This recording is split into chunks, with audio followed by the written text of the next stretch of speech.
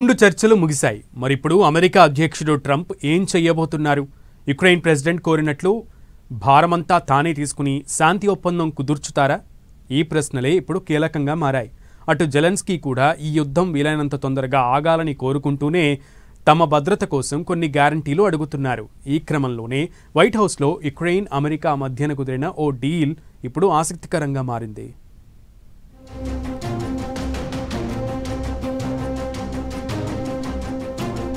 అటు పుతిన్ ఇటు జెలెన్స్కీ ఓ రౌండ్ పూర్తి చేసిన అమెరికా. ఇక పుతిన్ జెలెన్స్కీతో ఫేస్ టు ఫేస్ చర్చల, ట్రంప్తో యూరోపియన్ యూనియన్ లీడర్లతో సహా భేటీ అయిన యుక్రెయిన్ అధ్యక్షుడు ఈ సమావేశంలో యుద్ధ విరమణ భారమంతా కూడా ట్రంప్ పైనే వేసినట్లు క్లియర్గా కనిపించింది. అటు అమెరికా అధ్యక్షుడు కూడా తానే రష్యాతో సమావేశం కోసం ప్రయత్నిస్తాను అని చెప్పడం గమనించాలి. ఈ సందర్భంగా గతంలో జెలెన్స్కీతో ట్రంప్ అండుకో వ్యవహరించిన పద్ధతికి ఈసారి చాలా తేడా ఉంది. ఆయన బ్లేజర్ నుంచి బిహేవియర్ వరకు అమెరికన్ డెలిగేట్స్ ప్రశంసలు ఇస్తే జెలెన్స్కీ కూడా ట్రంప్ ఈగో సాటిస్ఫై అయ్యేలానే మాట్లాడారు అనుకోవాలి.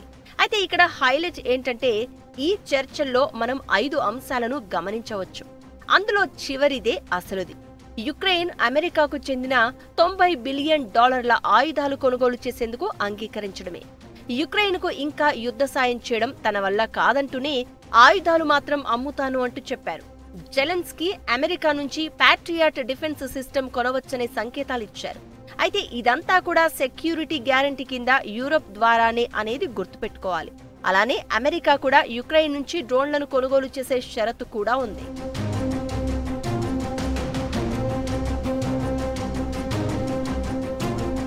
అమెరికాతో యూరోపియన్ యూనియన్ యుక్రెయిన్ మీటింగ్లో యూరప్ దేశాల ఐక్యత చాటగా జర్మనీ యుద్ధ విరమణపై చర్చలకు ముందుగా కాల్పుల విరమణ కోరింది.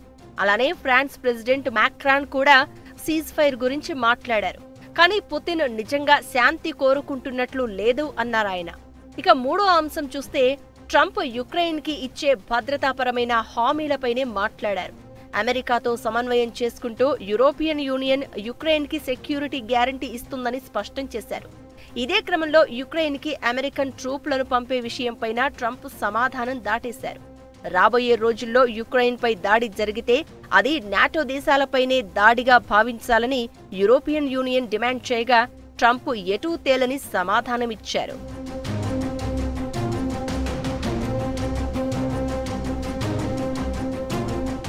అయితే సరిహద్దులను మార్పిడి చేసుకునేందుకు యుక్రెయిన్కి ఇష్టం లేకపోయినా సరే ఈ డీల్కి ఒప్పుకోక తప్పని పరిస్థితులే ఉన్నాయి. అందుకే దానికి ప్రతిగా తిరిగి రష్యా దాడి చేయకుండా ఉండేందుకు సెక్యూరిటీ గ్యారంటీ జెలెన్స్కీ అడుగుతున్నారు. ఈ రకంగా సాగిన సమావేశం తర్వాత అమెరికా అధ్యక్షుడు ట్రంప్ రష్యా అధ్యక్షుడితో యుక్రెయిన్ అధ్యక్షుడి ముఖాముఖి చర్చల ఏర్పాటు చేస్తామని స్పష్టంగా ప్రకటించారు. అది ఎప్పుడు, ఎక్కడ, ఎలా ఉండబోతోందన్నది తేలాల్సి ఉంది.